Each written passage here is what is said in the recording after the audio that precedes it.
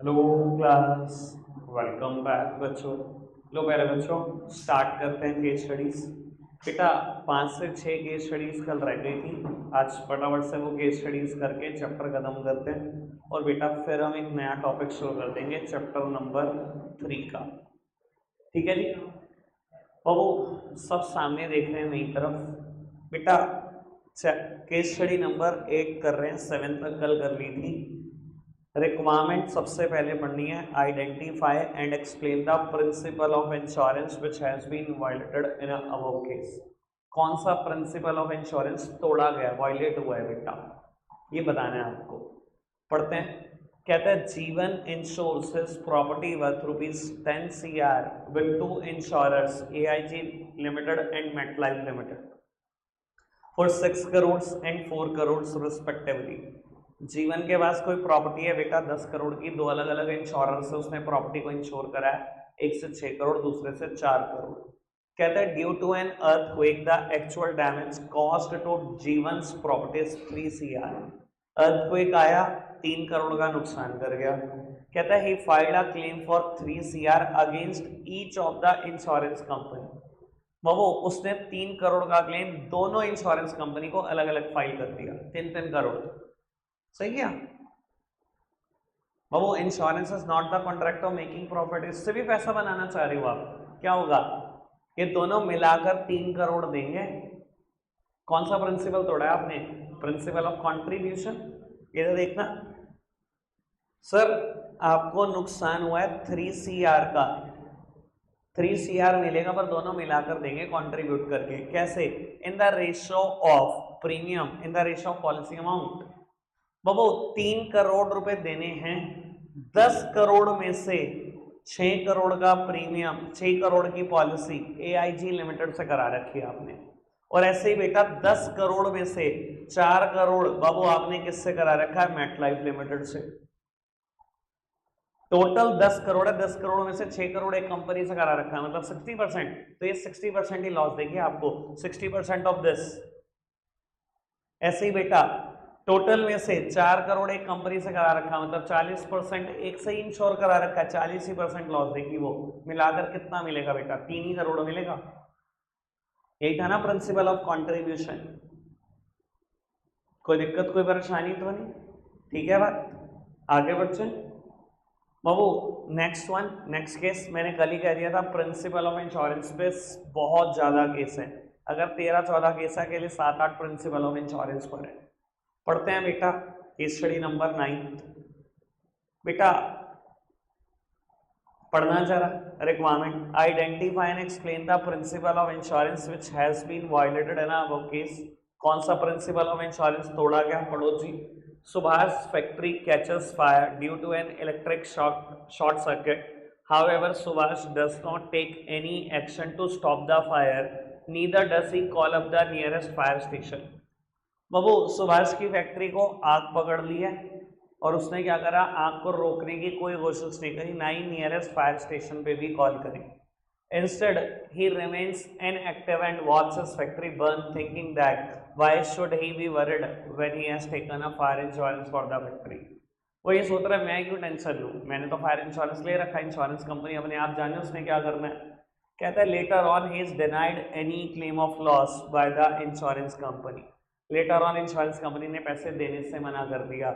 वो सुभाष ने कौन सा प्रिंसिपल तोड़ा था? Principle of mitigation. बाबू उसने लॉसेस को कम करने की कोशिश नहीं करी, लॉसेस को प्रिवेंट करने की कोई कोशिश नहीं करी। इंश्योरेंस लेने का मतलब ये नहीं हो जाता कि मैं लॉसेस को कम करने की, प्रिवेंट करने की कोई कोशिश नहीं करूंगा। समझ में आती है ना बात? ये प्रिंसिपल ऑफ मिटिगेशन। सामने देख के सब थोड़ी से बाबू आगे बढ़ाते हैं बात को। ये इंपॉर्टेंट केस है, पढ़ना जरा। केस आप पढ़ लो, इसमें ना रिक्वायरमेंट नहीं दी हुई, गलती से मिसिंग है। बस आप ये समझ लो कि रिक्वायरमेंट ये है कि कौन सा प्रिंसिपल एप्लीकेबल है इन सच आ सिचुएशन। पढ़ना जरा केस।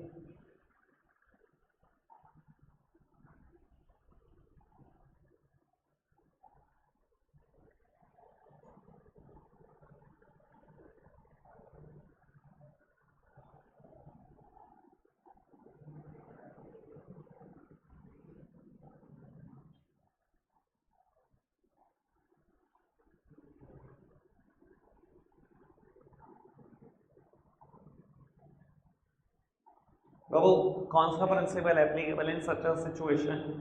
बाबू देखो, अब नुकसान तो हुआ है कंसाइनमेंट को, कह रहा जब कंसाइनमेंट लोड हो रहा था ना बेटा वेसल पर, ये तो शिप ही शिप लिखते रहते हैं, मतलब क्या बोलूं मैं भैया इनको, ठीक है ना। जब वेसल पर लोड हो रहा था ना कंसाइनमेंट, तो बाबू कंसाइनमेंट के साथ साथ बहुत सारे रैट्स भी चले गए शिप पर।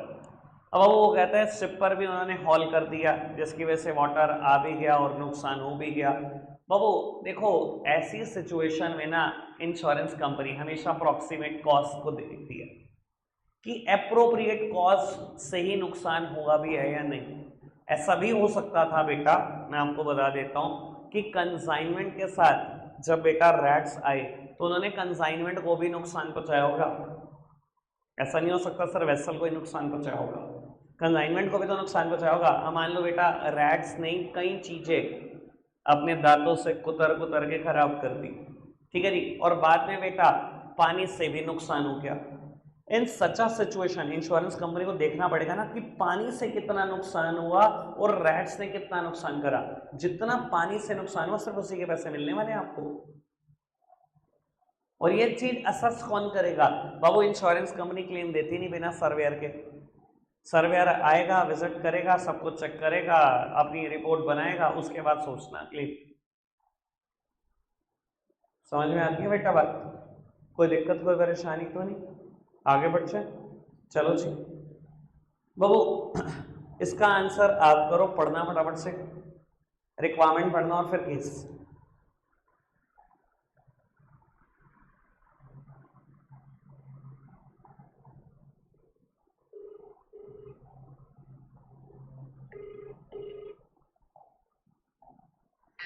हेलो हाँ भाई। व्हाट्सएप देख। बाबू 40 लाख रुपए का आपने इंश्योरेंस कराया, नुकसान हुआ, सर्वेयर ने एसेस किया कि 1,05,000 रुपए का नुकसान हुआ है, क्या आपको 40 लाख मिल जाएंगे? Insurance is not the contract of making profit. Insurance का पर्पस है आपको उसी पोजीशन में लाकर खड़ा कर देना जिसमें आप लॉस से पहले थे। लॉस से पहले 40 लाख के मालिक थे मान लो, या 1 करोड़ की प्रॉपर्टी के मालिक थे, या 10 करोड़ की प्रॉपर्टी के मालिक थे। अगर 1,05,000 रुपए का नुकसान हुआ, 1,05,000 ले लो, उसी पोजीशन पे पहुंच जाओ।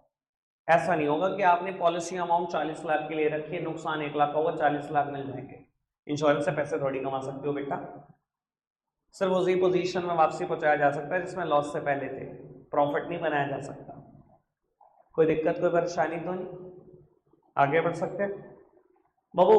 आगे बढ़ाते हैं बात को, पढ़ना जरा केस आप पढ़ोगे। Identify and explain the principle of insurance which is applicable in above case. कौन सा प्रिंसिपल एप्लीकेबल है?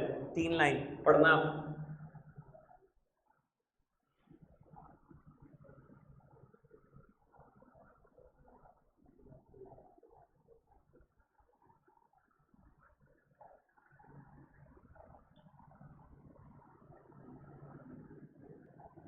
बाबू एक बार आपको आपकी प्रॉपर्टी की वर्थ मिल चुकी है, सेम एग्जांपल मैंने भी दिया था बेटा, एक बार आपको आपकी प्रॉपर्टी की वर्थ मिल चुकी है, अब आप ये नहीं कह सकते जी मैं तो स्क्रैप बेच के भी कुछ कमा लूंगा।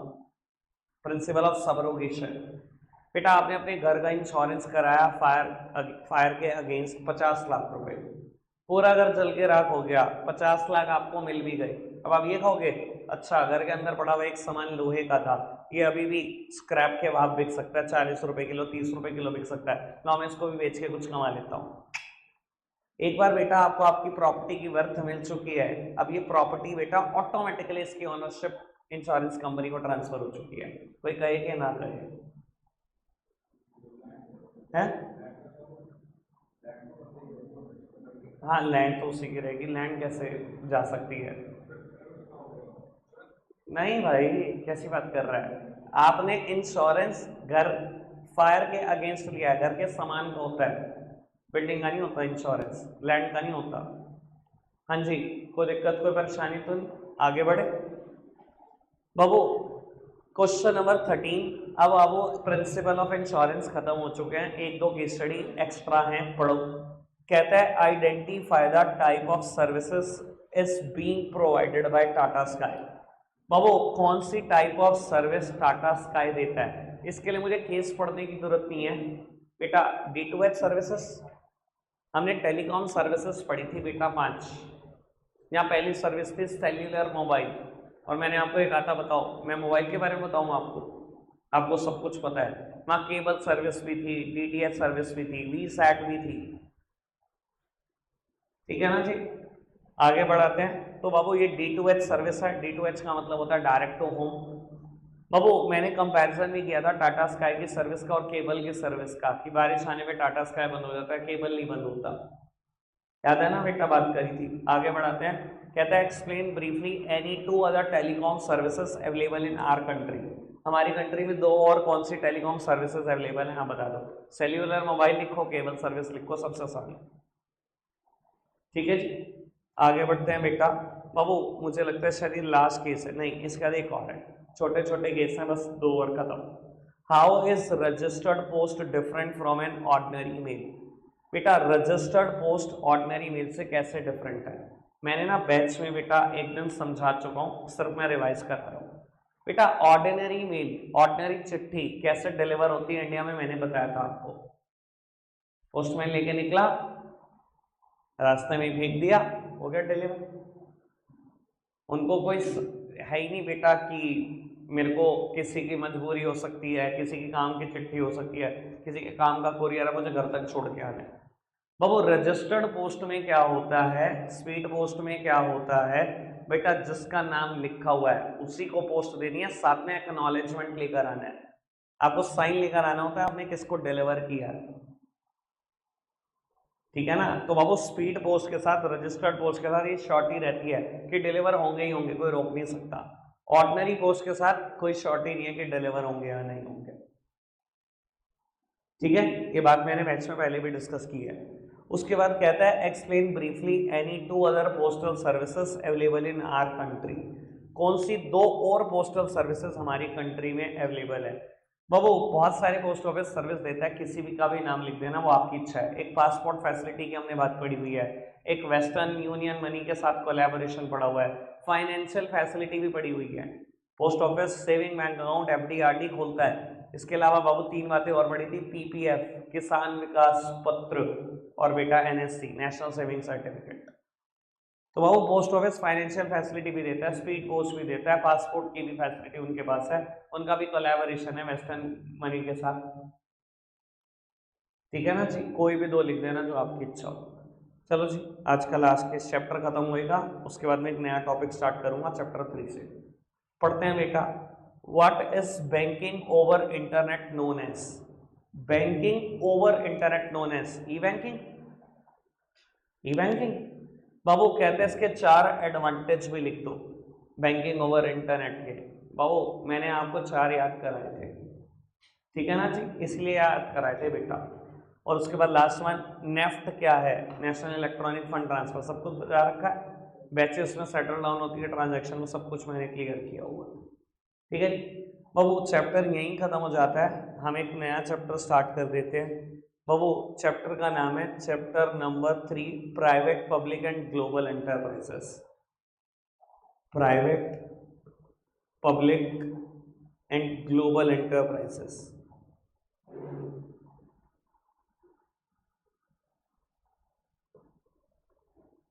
लोग उत्तर सब सामने देखेंगे। अब वो जब भी हम बिजनेस की बात करते हैं, ये हम सारा डिस्कशन चैप्टर नंबर 1 में कर चुके हैं। सब हमने बिजनेस का मीनिंग देखा, वहाँ बिजनेस की कैरेक्टरिस्टिक देखी, बिजनेस प्रोफेशन एम्प्लॉयमेंट का डिफरेंस देखा, बिजनेस को फर्दर कैटेगराइज किया इंडस्ट्री कॉमर्स में, पूरा का पूरा क्लासिफिकेशन पढ़ा, बिजनेस रिस्क, बिजनेस के objective, basic factor affecting business, सब कुछ पढ़ा बिजनेस के बारे में A to Z। सर ये चैप्टर नंबर 1 था। अब वो बिजनेस प्राइवेट सेक्टर भी कर सकता है। प्राइवेट सेक्टर कौन है बेटा, बाबू जहां आप और हम जैसे लोग कवर होते हैं, जहां सरकार कवर नहीं होती।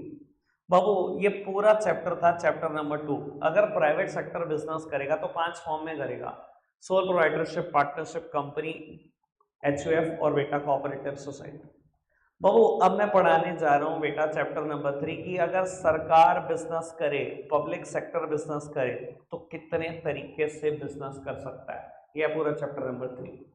तो बाबू यहां मेरे को ना बात करनी है पूरे के पूरे पब्लिक सेक्टर की, ठीक है जी, कि पब्लिक सेक्टर कितनी फॉर्म में बिजनेस कर सकता है। इसके अलावा बेटा एक और टॉपिक भी है ग्लोबल एंटरप्राइजेस, जहां मैं मल्टीनेशनल कंपनीज की बात करूंगा।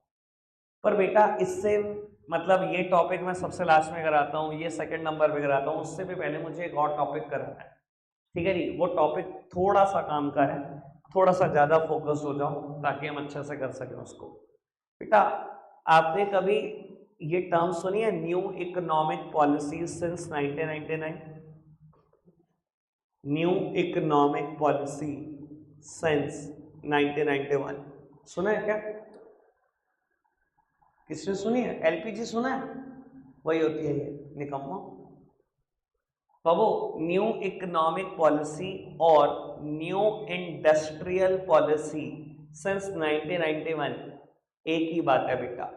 बाबू नई इकोनॉमिक पॉलिसी आना, नई इंडस्ट्रियल पॉलिसी आना या इकोनॉमिक रिफॉर्म्स सब एक ही जैसे नाम।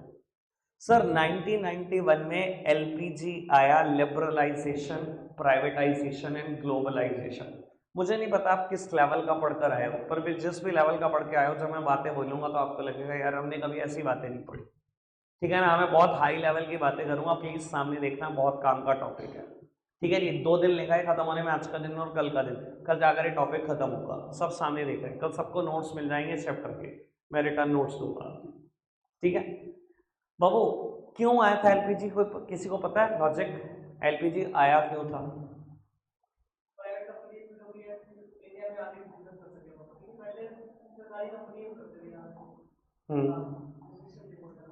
तो इस वजह से हम लाए हैं एलपीजी, ये मेन कारण है। मैं बताता हूँ आपको हालात क्या हो चुके थे। वो 1991 में जो हमारे पीएम थे उनका नाम था चंद्रशेखर, चंद्रशेखर गवर्नमेंट बोला जाता है। बेटा इंडिया के पास सिर्फ इतना फॉरेन एक्सचेंज बचा था कि हम 15 दिन का इंपोर्ट कर सकते थे। देखो इंडिया कुछ चीजें रेगुलरली कॉन्टिन्यूसली कई सालों से इंपोर्ट कर रहा है जो इंडिया में कभी होती नहीं। क्रूड ऑयल, पेट्रोल और डीजल बनाने के लिए हमें चाहिए, इंडियन गवर्नमेंट इंपोर्ट कर रही है इतने सालों से, जब से इंडियन गवर्नमेंट है 1947 से इंपोर्ट कर रही है, ठीक है ना जी। तो वो 1991 में हम ऐसी सिचुएशन में आ चुके थे कि हमारे पास 15 दिन का इंपोर्ट बिल पे करने के पैसे थे, बस 15 दिन, 16वें दिन के पैसे नहीं थे। वो रिड्यूस होते होते 7 दिन हो गया, 7 दिन के पैसे, 8वें दिन इंपोर्ट ही नहीं कर पाओगे क्रूड ऑयल, पैसे खत्म हो चुके हैं, फॉरेन एक्सचेंज ही खत्म हो चुकी है। इंडिया ने अप्रोच करा वर्ल्ड बैंक को कि आप हमें लोन दे दो, बिलियंस ऑफ डॉलर का पहले से लोन चल रहा है, $7 बिलियन की और डिमांड कर दी इंडियन गवर्नमेंट ने वर्ल्ड बैंक के सामने।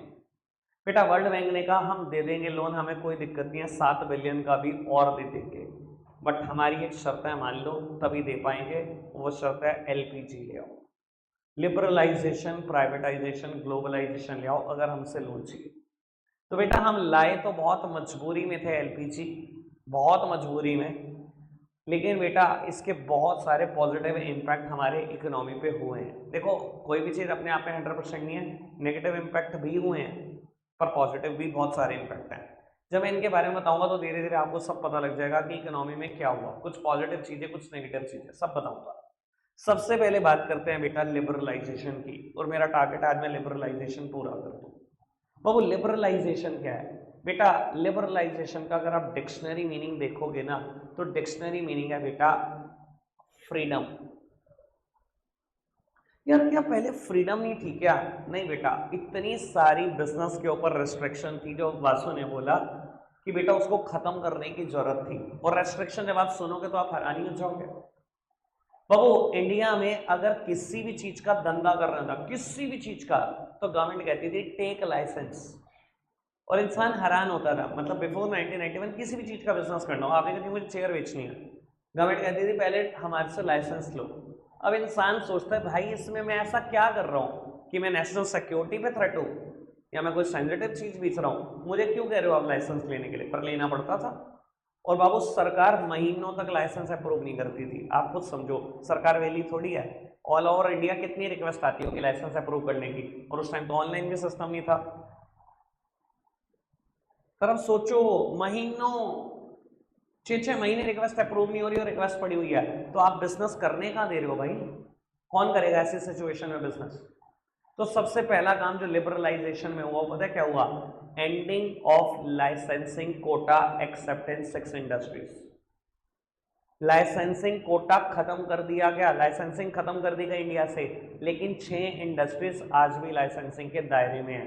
ये 6 बिजनेस या तो सेंसिटिव हैं या नेशनल सिक्योरिटी पे थ्रेट हो सकते हैं, इसलिए बेटा सरकार कहती है इन 6 में से कोई भी धंधा करना हो पहले मुझसे लाइसेंस चाहिए ही चाहिए।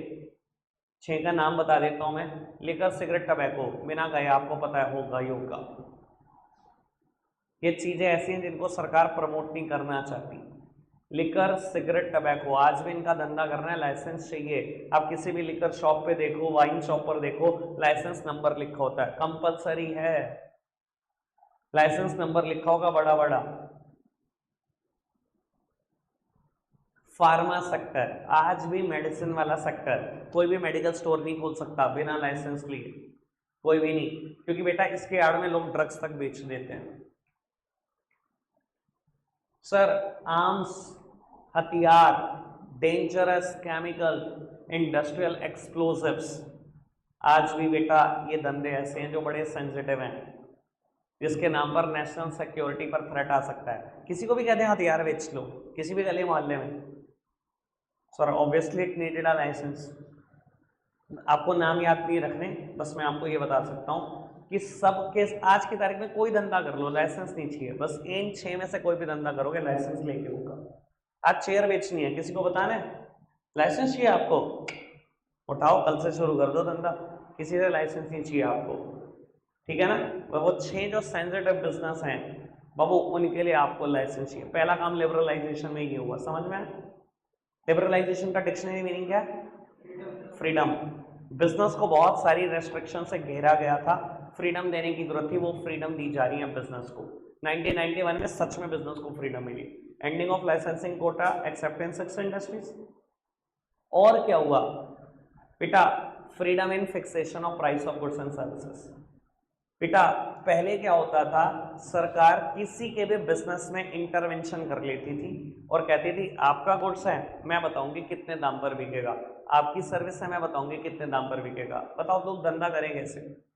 एक इंसान गुड्स प्रोड्यूस कर रहा है 50 रुपए में, उसकी कॉस्ट आ रही है 50, वो 60 का बेच रहा है, 70 का बेच रहा है, गवर्नमेंट ने इंटरवेंशन किया, गवर्नमेंट कहते 40 का बेच, आप उसे बिजनेस करने दे रहे हो? ये तो आप पूरे हालात ऐसे तैयार कर रहे हो, कल ही वो धंधा बंद करेगा। मतलब जिसका गुड्स है, जिसकी सर्विस है, उसे नहीं पता मेरे को किस दाम पे बेचना है। 1991 में सरकार ने दूसरी बड़ी freedom the, freedom in fixation of price of goods and services, कि हम आपको फ्रीडम दे रहे हैं कि आपका गुड्स है, आपकी सर्विस है, अपनी मर्जी का दाम फिक्स करो, हम इंटरवेंशन नहीं करेंगे। हर धंधे में सरकार इंटरवेंशन नहीं कर सकती, आज सिर्फ एसेंशियल गुड्स के धंधों में कर सकती है। कोई ये नहीं कह सकता कि नमक की थैली आज 50 की है, कल से 500 की हो गई, वो एक एसेंशियल गुड्स है, उसके दाम हद से ज्यादा नहीं बढ़ाए जा सकते, वहां सरकार आज भी इंटरवेंशन कर लेती है। आपको पता है हम चीनी खाए बिना पूरी जिंदगी जिंदा रह जाएंगे, पूरी जिंदगी कोई दिक्कत नहीं होगी हमें, क्योंकि हम जो फ्रूट्स वेजिटेबल खाते हैं उससे हमें बेटा चीनी की कमी पूरी होती रहती है। ये तो हम जबरदस्ती खाते हैं बाहर की चीनी, तो ठीक है ना, पर नमक खाए बिना बेटा 4-5 दिन में आयोडीन खत्म हो जाएगा, निपट जाओगे, खाना ही पड़ेगा, कोई रोक ही नहीं सकता।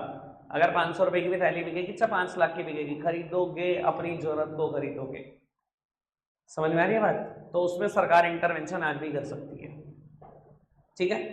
दो बातें समझ में, ending of licensing quota except in 6 industries, freedom in fixation of price of goods and services, freedom in expansion and contraction of business. काम की बात, freedom in expansion and contraction of business. Sir आज की तारीख में आपको अपना business expand करना है या कॉन्ट्रैक्ट करना है, जितना मर्जी बढ़ाना है या जितना मर्जी कम करना है, आपको फ्रीडम है।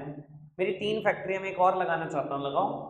आपकी 3 फैक्ट्री आप एक बंद करना चाहते हो, बंद करो, दिक्कत क्या है? बिफोर 1991 सिचुएशन देखो, ना तो सरकार से बिना पूछे बिजनेस बंद होता था, ना सरकार से बिना पूछे बिजनेस एक्सपेंड होता था। मतलब एक आदमी सोचे भाई मेरे पे 3 फैक्ट्री है, मैंने पैसा कमा लिया, मैं चौथी फैक्ट्री डालना चाहता हूँ, डाल ही नहीं सकते, पूछो सरकार से, अप्रूवल आने में सालों लगेंगे, सालों।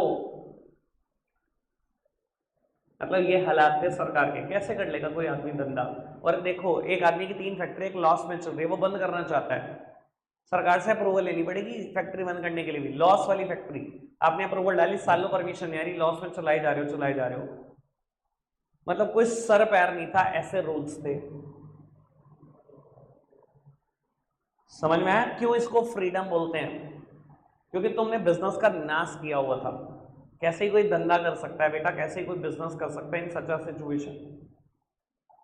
समझ में आई बात? Ending of licensing quota acceptance six industries, freedom in fixation of price of goods and services, freedom in expansion and contraction of business, freedom in movement of goods and service. बेटा गुड्स की movement भी आज की तारीख में बहुत आसान है। सर आज की तारीख में आपको गुड्स मूव कराना है one city to another city और one state to another state, one country to another country, कोई दिक्कत नहीं है। सरकार कहती है मुझे मेरा टैक्स दे दो, मुझे मेरा जीएसटी दे दो, जहां मर्जी ले दो गुड्स को, इंडिया के बाहर भी ले जाओ, हमें तो तब भी कोई दिक्कत नहीं। तो बाबू गुड्स की मूवमेंट कितनी आसान हो गई। और बेटा पुराने टाइम में क्या होता था, गुड्स को मूव कराना बहुत मुश्किल था। इवन गुड्स को मूव कराना तो मुश्किल था ही था, गुड्स के ऊपर आप एक टैक्स भी देते थे नॉन एज ऑक्ट्रॉय। मैं बता देता हूँ, ये बात मैं अकाउंट्स में भी बताऊंगा, सब सुनोगे बात किसी ना किसी टीचर से जहां पर भी पढ़ते हो। बेटा गुड्स की मूवमेंट पर एक टैक्स लगता था नॉन एज ऑक्ट्रॉय। ऑक्ट्रॉय को हिंदी में बोलते हैं बेटा चुंगी। और आपके शहर में जो 3 चुंगी हैं उनके नाम पड़े इस वजह से है, आपको आइडिया नहीं है, मैं बता रहा हूँ। जेल चुंगी, पुरानी चुंगी, एहसानपुर चुंगी, नाम सुने? सबने ही सुने। आपको पता है इनके नाम ऐसे क्यों पड़े, जेल चुंगी, पुरानी चुंगी, एहसानपुर चुंगी? क्योंकि बेटा ये 3 बैरियर्स थे। अगर सहारनपुर के अंदर गुड्स की एंट्री होनी थी दिल्ली रोड से तो हसनपुर चुंगी बीच में आती थी, ठीक है ना, देहरादून रोड से तो जेल चुंगी, और पुरानी चुंगी अगर आप बेहट साइड से कहीं गुड्स ला रहे हो। बाबू यहां पर पहले आप टैक्स देते थे तो एंट्री होती थी गुड्स की सहारनपुर में, उस टैक्स का नाम था ऑक्ट्रॉय। समझ में आ रही है बात? तो बाबू पुराने टाइम में गुड्स की मूवमेंट आसानी थी। आज जैसे हम मूव करते हैं, इंसान मूव करते हैं, हम टोल देते हैं ना, गुड्स की मूवमेंट पर टैक्स लगता था बेटा, जिसको ऑक्ट्रॉय बोला जाता था। अब बाबू पूरे इंडिया में एबोलिश हो चुका टैक्स, नहीं लगता। इक्का दुक्का जगह हिमाचल में लगता है अभी भी, बाकी सब जगह पे एबोलिश है। तो सर सोचो कितनी फ्रीडम दे दी गई। मतलब हालात तो देखो, अब बिजनेस करने वाले हालात थे ही नहीं। जब आप हिस्ट्री पढ़ते हो आपको लगेगा ही कि भाई बिजनेस एक्सपेंड नहीं कर सकते, कॉन्ट्रैक्ट नहीं कर सकते अपनी मर्जी से, सरकार प्राइस फिक्स करेगी, मेरे गुड्स मेरी सर्विस का। सर गुड्स मूव नहीं करा सकते आसानी से, टैक्स भी दोगे तो भी मूवमेंट में दिक्कतें हैं बहुत, और बिजनेस शुरू करना है तो भी लाइसेंस चाहिए, चाहे किसी भी चीज का धंधा करना है। तो एक नियम भी ऐसा नहीं था जो बिजनेस के फेवर में था, ये सारे के सारे नियम हटाए गए, इतनी सारी फ्रीडम बिजनेस को दी गई। समझ में आया बेटा लिबरलाइजेशन क्या था? खत्म हो गया लिबरलाइजेशन, इतना सा ही टॉपिक था। डन, रखते हैं आज के लिए इतना ही है प्यारे बच्चों, बाय बाय।